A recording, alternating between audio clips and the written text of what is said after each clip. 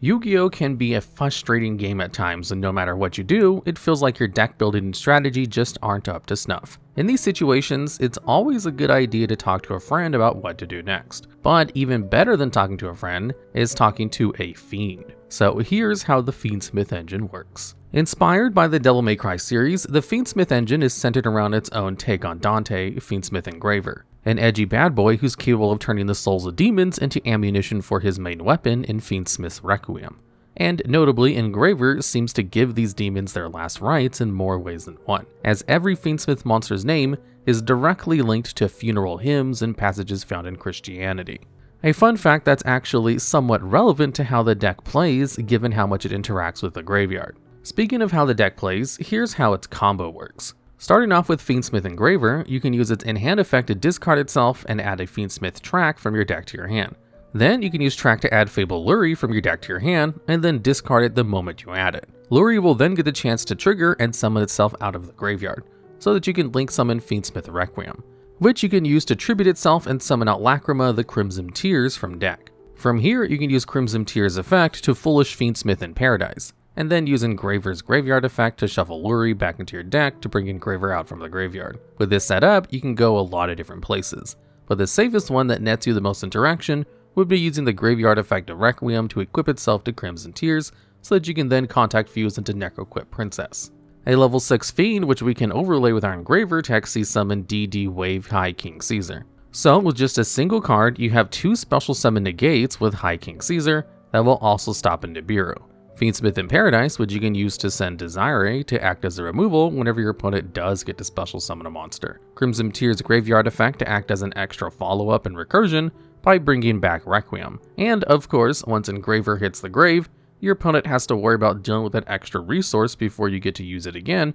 once the turn swings back to you. And Eagle Knight viewers might have noticed that this entire combo was done without a normal summon. That's not all either, because due to the lack of locks, you're never railroaded into this specific line, with there being multiple different points where you could choose to do something else. In this situation where we choose to summon a Necroquip, you can instead just link off Crimson Tears and Engraver into Fiendsmith's Sequence, and use a Sequence to summon out Aerial Eater as a bridge into your other engines combo, Duke of Demise to get an extra normal summon, or if you have the Fusion Lacrima legal, you could instead summon that, revive Engraver, and now you have the option to go for a Link 4, or go for Caesar anyway, with a Sequence on field that you can use for a Link material later in your turn. The engine's versatility is almost unmatched, a fact which is true in both how you play the engine and how you build it. If you wanted to, you can get a lot of the benefits that Fiendsmith provides with a single main deck spot with just one Fiendsmith Engraver. The only catch is that you need to use quite a lot of extra deck space to take advantage of said Graver, since you'll need to both play Moon of the Closed Heaven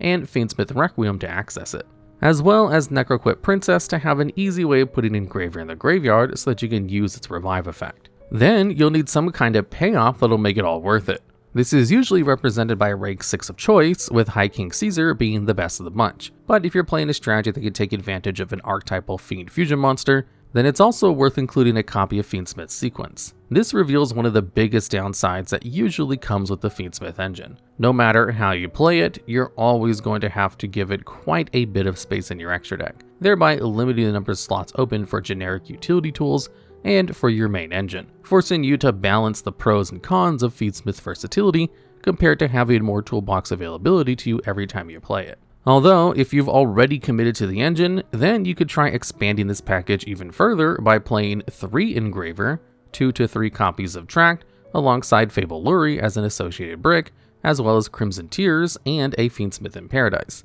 All you have to do now is throw in the extra deck monsters we discussed in the previous package, as well as a copy of each of Fiendsmith's Desirae and Fiendsmith Agnum for extra payoffs, and then you'll have the standard Fiendsmith package that you'll see across most strategies. This requires a lot more space compared to the smaller package, but excels in providing you more options for lines when you have to go through Moon of the Closed Heaven, while also being its own self-sufficient engine that can win games even if your main archetype isn't up to snuff. And last but not least, while not standard for most decks incorporating Fiendsmith, some strategies will expand on their reliance on the engine even further in different ways. Some choose to play multiple Requiem to increase the engine's repeatability, others might choose to play multiple Desirae to better pair with Paradise, Some decks that need a normal summon will be more than happy to include 3 copies of Crimson Tears, and some decks with a reliance on light fiends are more than happy to include 3 copies of Fiendsmith Sync to use as consistency tools. After that, most of the remaining Fiendsmith cards rarely see too much use.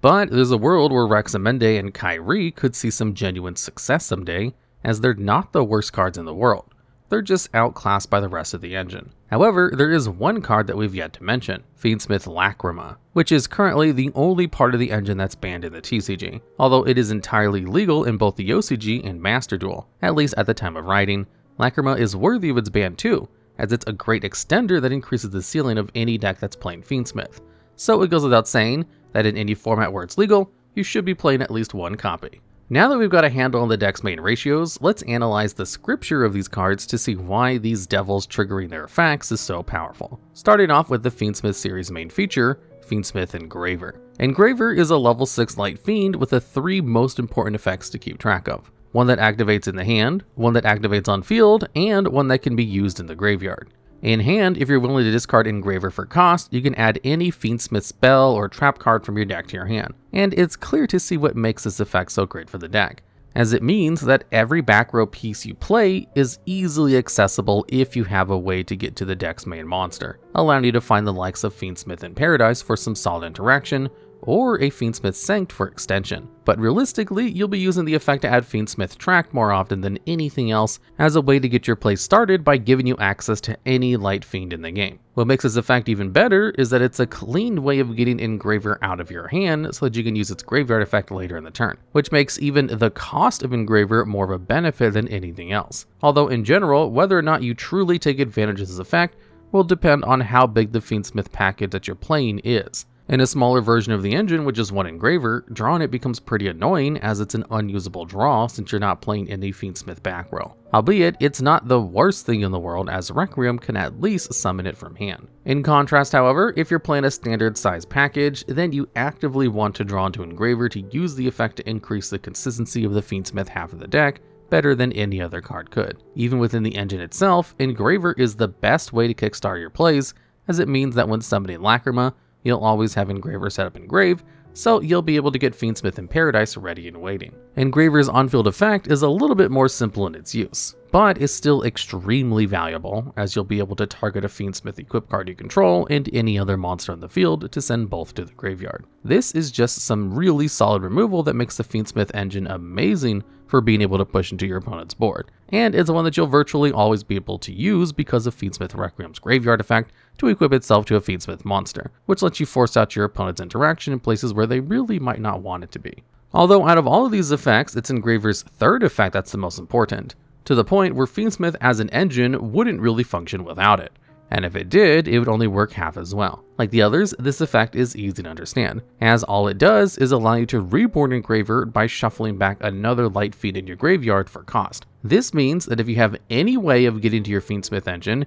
you'll have a route to put 2 bodies on board, with at least one of them being a light fiend. This is important when thinking about the engine's 1-card combos, as it means that every line starting off with Engraver or Tract will always net you more value than you started off with 1 card being converted into 2 bodies, but is absolutely imperative for lines involving Moon of the Closed Heaven. These combos involve converting 2 random bodies into Closed Heaven, the most generic light fiend in the game that you can use to summon out Requiem to get access to Engraver, either by bringing it to the field and then making Necroquip Princess, or using Crimson Tears' foolish effect to put it in grave. Either way, because of Engraver's Revive, you get 2 usable bodies that you can convert into a stellar piece of interaction, or even extension, depending on if you want to overlay into Wave King or Ptolemy M7, Synchro Summon Chaos Angel, or if you want to go for Fiendsmith Sequence to summon out a fusion monster of choice. Without this effect, then going for Closed Heaven would be pointless, as instead of converting 2 random bodies with no relation into 2 versatile bodies that will net you interaction, you'd be converting 2 bodies into just 1 light fiend, resulting in a net minus of resources. Thankfully though, because of this effect, Fiendsmith is not just splashable in a ton of decks, it's also easily usable with Closed Heaven, allowing for equivalent exchange to occur between difficult to use monsters and powerful fiend bodies, always getting you to where you need to be. Now, there is an associated cost with this effect that you need to fulfill to use this effect. shuffling back a light fiend. But not only is this cost laughably easy to fulfill, since you'll likely always have some other light fiend in your grave if you've used Engraver, but this is another example where Engraver's cost works in its benefit, as it allows you to return important engine pieces like Lurie's, Sequence, or Desirae that otherwise might have been stuck in the graveyard forever, allowing you to take advantage of these cards later in the duel, thereby giving the engine some crazy repeatability. Speaking of Fable Lurie, this card is what you're going to be getting very familiar with in this engine, since it's the best target for Fiendsmith Tract, which, when activated, allows you to add any light fiend from your deck to your hand. But if you do, then you have to discard a card. Tract is the reason why Lurie can be considered a Fiendsmith card in everything but name, because it's able to turn what would be a downside of the card, the discard, into a positive due to Lurie's effect, would let you special summon it out of the graveyard whenever it's discarded. So after searching, if you choose to discard Lurie, then instead of pitching something else and being a card down, you get a free summon to your field. This is intensely valuable for the Fiendsmith engine, because most of the Fiendsmith cards don't necessarily need a Fiendsmith to function, they just need a light fiend to use or bridge into, which makes Tract and Lurie the perfect pair for when you want to get your combo going by bringing out a Fiendsmith Requiem. Although, a really nice thing about Tract is just how generic of a searcher it is. While you'll definitely see it used to search for Lurie most of the time, it's good to remember that Tract is capable of searching any light fiend. This can be useful if you need to find an extra way to a Crimson Tears that you want to normal summon, but notably if your main archetype contains any kind of light fiend within it, then Tract can act as a consistency boost for your main engine too. Decks like Valmonica, Lightshorn, and of course Fabled can all take advantage of this. But the strategy we've seen take best use of Tract so far is Magical Musketeer, since every single one of its monsters are light fiends, which allows for Tract to provide near omnipresent access to the deck's best options. That's not all though, as Tract actually has a second effect that you can use in Engrave. That, for the cost of banishing it, will let you perform a fusion summon of any Fiendsmith fusion monster by using materials from your hand or field. Currently, in the TCG, it's very rare that you'll be able to take advantage of this effect. Both of the legal Fiendsmith fusion monsters require a lot of investment when it comes to the materials, which is why the best way to summon them usually involves Fiendsmith Sequence, as it can use your graveyard resources instead. However, this effect will absolutely come up in any format where Fiendsmith Lacrima is legal, as it's the easiest fusion monster you can make out of the bunch, requiring only 2 fiend monsters, making it far easier to summon, which can be integral for extension if your sequence happens to be hit with some targeted negation. Speaking of Lacrima, there's actually another monster that shares a similar name that isn't banned, and is incredibly important to be aware of: Lacrima the Crimson Tears. Lacrima is the only other main deck monster that's currently part of the archetype, and is a level 4 light fiend monster with a condition that makes it a Fiendsmith monster. She has 2 effects that make it the perfect target to summon with a Requiem in its standard Fiendsmith package. Of course, being a light fiend, Lacrima is able to access your Fiendsmith Link monsters with ease, but her level not only allows for greater synergy with certain strategies, it also means that Fiendsmith has an easy time accessing Chaos Angel, with Lacrima being paired with either the level 6 Engraver or Necroquip Princess to summon out this versatile and difficult to deal with tool. The main strengths of Lacrima though are her effects, with her first being that, whenever she's summoned, you get to send any Fiendsmith card from your deck to the graveyard. And it just so happens that every main deck Fiendsmith card happens to have some kind of graveyard effect, opening up on a ton of different options for Crimson Tears depending on the way you built the engine. But realistically, you have 2 key targets for Lacrima's effect. The first is, of course, Engraver, which you'll send if you haven't been able to get access to it yet, like if you had started your turn with Tract, thereby giving you access to its graveyard effects that you can use as revive. Or you can just have another light fiend engrave that you can use as a fusion material to pay the cost of your other cards. The second, however, is Fiendsmith in Paradise, a trap card whose graveyard effect can end up acting as removal when paired with Fiendsmith Desirae. But more on that later. Ideally, for the standard package, one of your key goals is trying to get both of these cards to the graveyard some way. However, that's not always possible, at least not on the first turn. But with Lacrima's second effect, if you need to use her to get Engraver on your first turn, you'll still be able to send up Fiendsmith in Paradise, because at quick effect speed during your opponent's turn, you'll have the opportunity to shuffle Lacrima into your deck for the effect to special summon a Fiendsmith Link monster from your graveyard. This is quite the powerful effect, because every Fiendsmith Link monster that you could summon can apply a ton of pressure to your opponent in different ways. If you summon Agnum Day, then you can use his effect to bring out a Fiendsmith fusion of your choice from the graveyard at quick effect speed, letting you recur the deck's best boss monsters, while summoning out Fiendsmith Sequence gives you an absurd degree of follow-up by bringing it out during the end phase so that you can fusion summon out a Fiend fusion monster when your turn rolls by. But the link that you'll see summoned most often with this effect will actually be Fiendsmith Requiem. Since Requiem's effect is a quick effect during the main phase, you can use it during your opponent's turn to summon out the Lacrima just shuffled back, trigger her on-summon effect, and either send an Engraver for follow-up for Fiendsmith in Paradise for interactions, but even if you summon Requiem during the end phase, it's still great follow-up as you can use it when your own turn swings by, multiple times if you wanted to, since Requiem's first effect isn't once per turn, and you'd be dodging its usual restrictions by summoning it during your opponent's turn. We've harped a lot about it being a good idea to dump Fiendsmith in Paradise with Lacrima, and that's because its graveyard effect is a great piece of removal, as when your opponent special summons a monster, you can banish it from your grave to foolish a Fiendsmith monster from your deck or your extra deck. This doesn't sound like it does much of anything at first, other than provide some potential follow-up. But if you choose to send a Fiendsmith Desire from your extra deck, you'll be able to use its graveyard effect by shuffling back a Light Fiend to send any card in the field to the grave, allowing the opportunity to remove any of your opponent's on-field options, whether it's a strong boss monster, one of their best enablers, or even a suspicious set.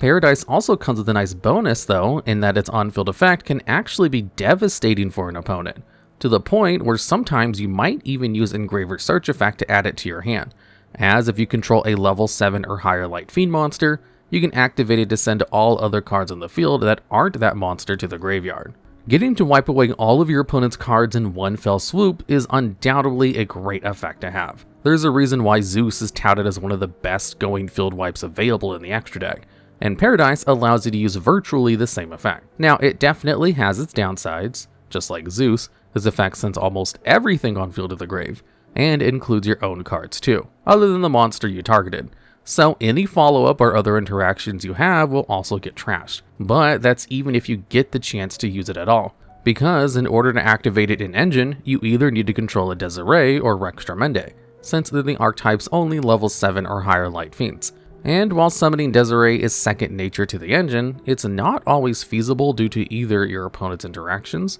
or just the type of end board you want to go for, which generally makes it so you're better off foolishing Paradise than searching it in most instances. Though, if you're looking for an alternative search target for Engraver's effect, you could try Fiendsmith Sanct. You can only activate Sanct if you either control no monsters, or if all monsters you control are Light Fiends. But if you do get the chance to use it, you'll be able to special summon out a Light Fiend token to your field, but you'll only be able to declare attacks at Fiend monsters for the rest of the turn. Meanwhile, its graveyard effect will trigger whenever a Fiendsmith is destroyed by your opponent's card effect, and will allow you to set it to the field. Ultimately, Sanct is a fine card. In Light Fiend focused strategies, it's a solid piece of extension that can genuinely help access the Fiendsmith links in a pinch. And even non-Fiend decks, it's an okay way to start a turn by giving you access to Requiem. But Sanct will always be a supplemental tool that you play alongside Tract in certain decks, and never a card that you play above it. Because while both of these cards can get you a Light Fiend to the field for you to tap into the Engine, there's a key difference maker that makes Tract the better choice. Tract will always leave you with an extra Light Fiend in your graveyard that you can use as fodder for your Fiendsmith effects, while Sanct only summons a token, which upon leaving the field gets vaporized from the game, which can force you to shuffle back some important graveyard options to use your Fiendsmith effects that you would rather have stayed in the grave. With that being said, if you're playing Sanct, the card definitely works, and its graveyard effect, while having somewhat niche activation conditions, further strengthens the Engine's already impressive grind game.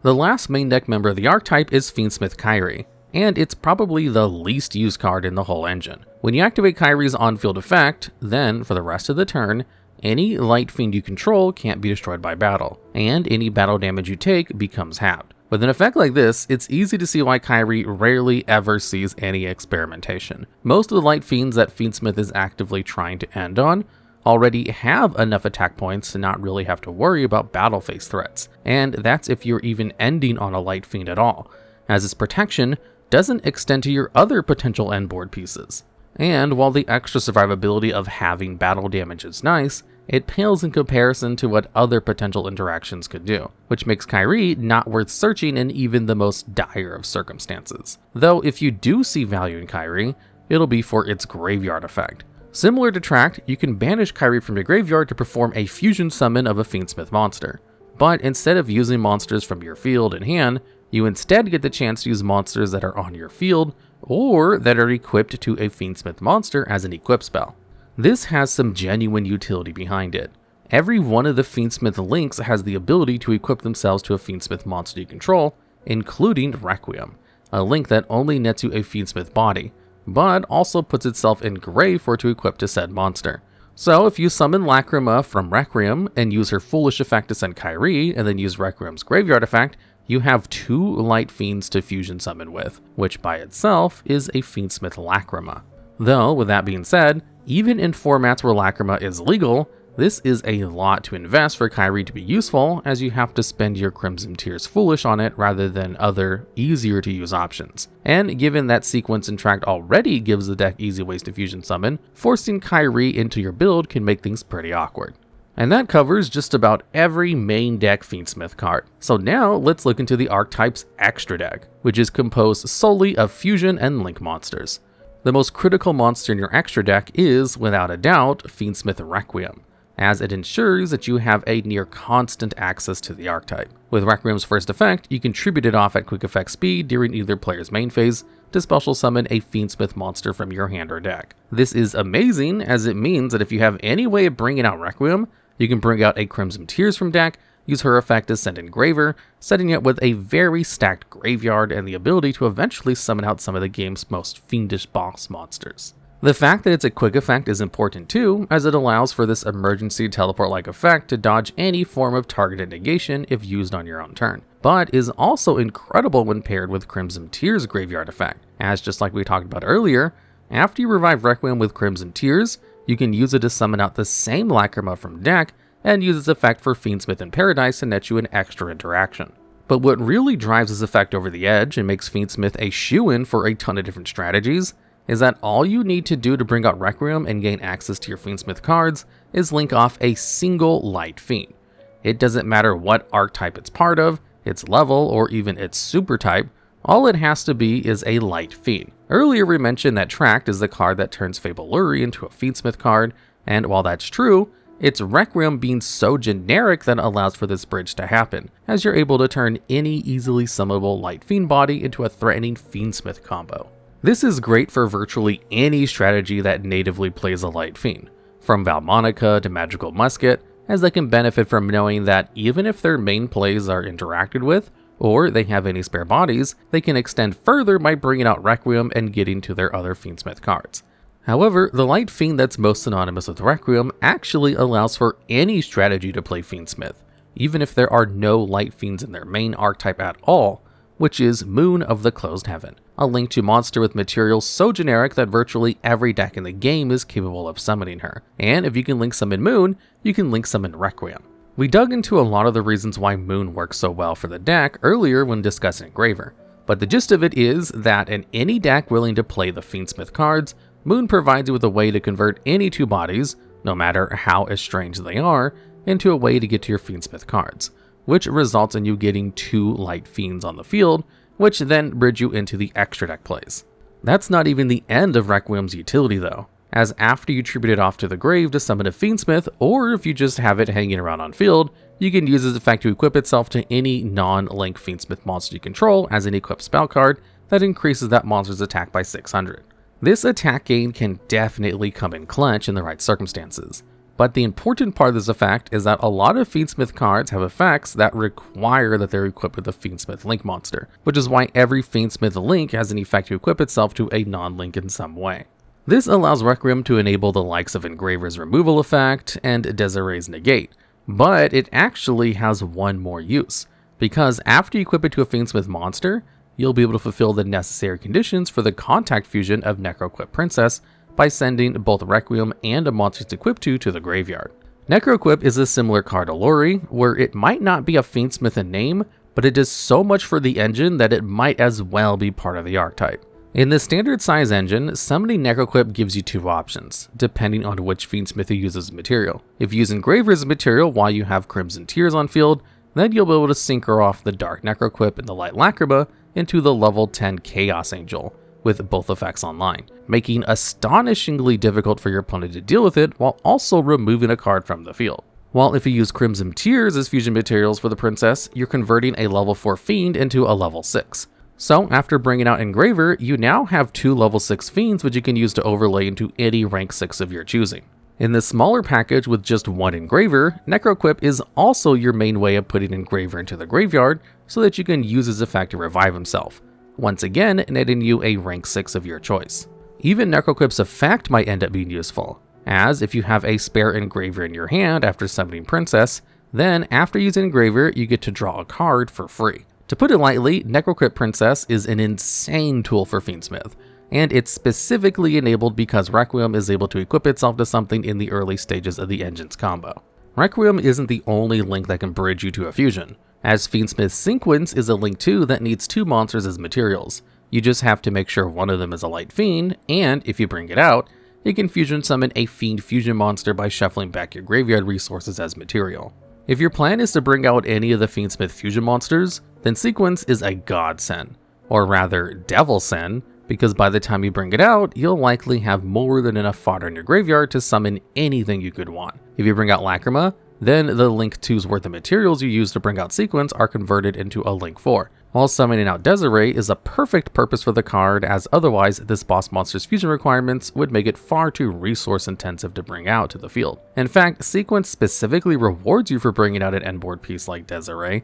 as its second effect is just like Requiem's, allowing you to equip Sequence from your field or graveyard to a non-link light fiend you control. But instead of just increasing its attack, Sequence will prevent your opponent from being able to target that monster with card effects. So by equipping it with Desirae, you have an absurd boss monster that's entirely immune from the likes of Infinite Impermanence, Change of Heart, or any other kind of targeted removal, making him a nightmare for your opponent to deal with while also enabling Desirae's negate. However, you might have noticed something very interesting about Sequence's fusion effect compared to the other methods of fusion summoning we've seen so far. You don't necessarily have to summon a Fiendsmith monster with this effect. You can summon out any Fiend fusion. As a result, you have a ton of potential options to summon with Sequence depending on the strategy you're playing. The Duke of Demise, for example, is a generic tool that can net you an extra normal summon while letting you add back Engraver engraved to be used for later. Or if you happen to be playing a Chimera deck, then you can use Sequence to summon out Baphomet to foolish an engine piece if you have the right materials available. And Aerial Eater can do just the same for any Fiend-focused strategy while also being far easier to make. You have a ton of options available for Sequence, whether you're playing it in Infernoid, Dark World, or even Tier Limits. But even if it doesn't have the flexibility to work with your other engine, it's still a crazy good tool to access, strengthening and enabling one of the best boss monsters in the game right now. The final Link monster in the archetype is Fiendsmith Agnum Day, and it's a stellar addition to the engine. Agnum Day is a Link 3 that can be made with 2 or more monsters, so long as at least one of those monsters is a light fiend, and actually only has 1 effect, but for what it's worth, it's a pretty powerful one. At a quick effect speed, you can use Agnum Day to reborn any light fiend that isn't a Link monster from your grave, and then equip that monster with Agnum Day as an equip spell that will increase the attack of that monster by 600 times the Link rating of every Link monster that's equipped to it, and makes it inflict piercing battle damage whenever it attacks a defense position monster. Being able to recur any light fiend from your grave opens up a ton of choices, whether you're summoning back Engraver to use his removal effect, or you want to bring back an archetypal light fiend of your choice from your main engine. Both of these are pretty great options, but more often than not, you're usually going to see Agnum Day revive Fiendsmith Desirae, the engine's main boss monster. If you use Sequence to summon out Desirae, then you'll have the Link materials necessary to summon out Agnum Day, while letting you use Desirae's removal when it hits the grave. Then you can use Agnum Day that you just Link summon to bring out Desirae, and then use Sequence's graveyard effect to equip the Desirae you just summoned. This will result in a 5800 attack bomb of a boss monster that your opponent won't be able to target, severely limiting their options in how to deal with Desirae, doubly so because of its negate. What's even cooler is that, like Requiem, Agnum Day being a quick effect gives a wide array of utility, especially when paired with Crimson Tear's graveyard effect. You see, Crimson Tears can't revive fusions, and even if she could, they wouldn't come with a Link monster equipped. But because she can revive Agnum Day, if your opponent manages to deal with your Desirae before you get the chance to negate, or you find yourself in an intense grind game, then Crimson Tears combined with Agnum Day's quick effect will allow you to immediately return your boss monster to the field, making Desirae even more difficult to deal with. That's not the only place where the quick effect will come up though. because since you can use it at any point during either player's turn, you can get some extra damage in during the battle phase by attacking with Agnum Day first, and you can swing for 1800 points of damage, and then his effect is going to bring out Desirae, who will be boosted to a respectable 4600 attack, which results in a single Agnum Day getting to 6400 points of attack damage by itself. And even if your opponent happens to have a monster to defend themselves with, Agnum Day as an equip spell gives Desirae piercing and more than enough attack to leave your opponent scared for their life. When discussing these Link monsters, we've talked a lot about how they interact with, or help to enable, Fiendsmith Desirae. And that's for good reason, as it's an absurdly strong reward for playing an already great engine. In order to make Desirae, you need to fuse Engraver with 2 Light Fiends, which sounds like a crazy investment at first, but like we talked about earlier, that's a condition that's easy to fulfill by using Fiendsmith's sequence. And once it's on the field, Desirae has an on-demand quick effect that you can use to negate face-up cards on the field until the end of the turn, up to the combined rating of the Link monster equipped to Desirae. So, if you manage to get every single Fiendsmith Link monster equipped, you'll be able to negate up to 6 cards at one time with this effect. Realistically, your Desirae will only have Augment Day and Sequence Fiendsmith equipped. And against a smart opponent, they'll only give you the opportunity to negate 1 or 2 cards at most at any given time. Regardless of this, Desirae's negate is a force to be reckoned with, as it's capable of putting a stop to almost any type of card that finds its way onto the field, whether it's a power spell, a combo enabler, or a field wiping trap. And it does all of this without targeting, bypassing protections, while forcing your opponent to intuit what you're putting a stop to before you decide. That's not even where Desirae's on-field presence stops being threatening though, as due to the Link monsters they'll likely be equipped to, this Desirae will have an astronomical attack stat, and won't be able to be targeted by your opponent's card effects, making it not only a negate, but one that's near impossible to get rid of, especially if you consider Crimson Tears reviving Augment Day to bring it back, even if it does end up being dealt with. Although, even if your opponent does manage to out it, Desirae going to the grave can end up being a good thing, as it'll give you the chance to trigger its effect, which you can use by shuffling back another Light Fiend in your grave to target a card on the field and send it to the graveyard. So if your opponent somehow is able to beat over or get rid of Desirae, then you get the chance to deal with any card on the field, which is an incredible way of putting a stop to any problems you might have on your opponent's side of the field. So much so that you'll often see duelists link away their own Desirae, especially if they're going into Augment Day to revive it, as this effect will let you begin clearing away your opponent's board before you shoot for lethal. However, it should be noted that this effect can trigger no matter how Desirae finds its way to the graveyard, even if it's sent there directly from the extra deck, which means that if you choose to send Desirae with a graveyard effect of Fiendsmith in Paradise, you can turn this stellar removal into an astonishing piece of interaction the moment your opponent dares to special summon a monster, making Desirae a powerhouse even in situations where you might choose to not summon it. Because for as crazy as Desirae is, it's not the end-all be-all for the engine. It's just a powerful and reliable option that you'll be able to keep in your back pocket for when you need it. If you're looking for a supplemental endboard piece that can put a stop to some of the game's best silver bullets, while also having the flexibility of being able to cut off your opponent's engine, then Desirae is the card for you. But if instead you'd rather use your Fiendsmith Engine to summon out protection for Nibiru, or maybe you want to use your sequence summon to access your deck's main engine rather than spending it on Desirae, then you have the choice available to you. The engine even has its own alternate archetype options that you could choose to bring out when fusion summoning that aren't Desirae, but both of these options are actually quite difficult to summon. One has somewhat awkward materials that require quite a bit of investment,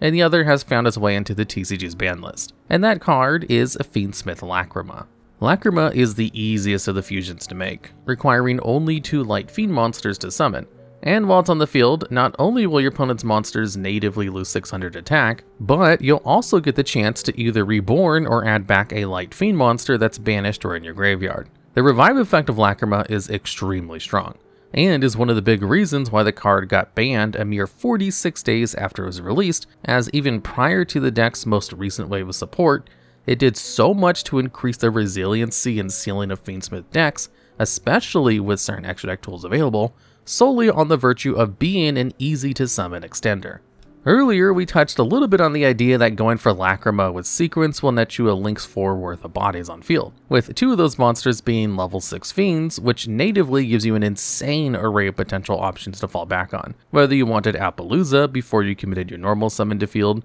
or if you needed to overlay into Beatrice to foolish an engine piece you could want. But even if you prefer to save Sequence's fusion effect for summoning Desirae, or if your sequence gets interacted with, then making Lacrima with Tract's graveyard effect is supremely simple due to only needing 2 light fiends. And if you've spent or negated sequence on field, then you have half the requirements already, allowing you to play through your opponent's hand traps with ease in worst case scenarios, and supplement your Desirae with a powerful rank 6 in the best of ones. That's not where Lacrima's reign of tyranny ends though, as it also came with a superbly annoying bonus effect, as whenever it's sent to the grave, by shuffling back another light fiend for cost, you get to inflict a raw 1200 points of burn damage to your opponent. 1200 points of damage might not sound like a lot at first, but it's 15% of your entire life total that's getting wiped out for a cost that's essentially a benefit. And while it might seem negligible on the first turn, you'll definitely feel its impact over the course of a duel. Doubly so if your opponent uses Lacrima's effect multiple times. And in a lot of circumstances, this burn could be the main thing that shifts the duel in your favor. As a result of these 2 amazing effects, Lacrima was quick to be banned within the TCG alongside a couple of the other extra deck tools that work so well with it. And thankfully, this did enough to lessen the engine's strength without outright killing it, as you still have a lot of options for the engine without Lacrima, but you have to be smarter about how you use them now. The final fusion and last member of the archetype so far is Fiendsmith Engine, the deck's latest boss monster. But in comparison to the other extra deck cards, Engine is definitely lacking something. Its effects are actually great. It's a tower that's unaffected by everything while it has a Fiendsmith card equipped. And when it's fusion summoned, if you're willing to discard a card, you get to foolish any light fiend monster from your deck or extra deck, which can be extremely useful for strategies with a heavy light fiend focus, as it's a free way to bin a potentially strong graveyard effect. Or you could use this effect to send a Fiendsmith monster, which would pair perfectly with its graveyard effect, which lets you add any Fiendsmith card that's banished or in your graveyard to your hand. So with effects as versatile as these, what could possibly be the issue? Well, it's the fusion materials. Because in order to summon Engine, you need to fuse a Fiendsmith fusion monster with either a fusion or a link monster. This effect doesn't require Lacrima to be used as a material in the technical sense, but if you were to surrender your Fiendsmith Desirae in order to bring out a Engine, you'd be missing the forest for the trees by trading such a powerful piece of interaction for a very limited combo starter, especially because sequence is a hard once per turn. So you'll have to surrender a decent chunk of resources to attempt to fuse the Tract to try to set up a Kyrie, which is a bad deal no matter how you slice it. However, even if Lacrima were legal, it's doubtful that it would see much success as it was actually pretty redundant. The idea behind the card is cute as it can act as a pseudo replacement for Beatrice in formats where she's banned, but over in the TCG, we already have this replacement in Aerial Eater, a Fiend fusion that's way easier to make, requiring 2 Fiends of the same attribute, and can foolish a Fiend of any attribute, making it far more versatile in the decks that you can play it in. Aerial Eater even has an amazing graveyard effect that's likely to come up more often than Engine, as you can revive Aerial Eater as a virtually free body by banishing 2 level 6 or higher Fiend monsters, allowing 1 Aerial Eater to represent 2 bodies just like Fiendsmith Lacrima, although in a different fashion. In comparison, Engine is a redundant card, and one that's only going to see experimentation in decks that could take advantage of both its foolish and the discard required for it, and even then, it's just a little bit too awkward to bring out. As a whole though, the Fiendsmith engine is undeniably one of the best generic engines we've seen in the modern era. It's powerful, astonishingly versatile, and extremely splashable, which allows for it to help a cavalcade of different strategies, boosting both rogue and meta decks alike. But even with all of its strength, it's not an infallible or impossible to beat engine, because while it opens up a lot of different options,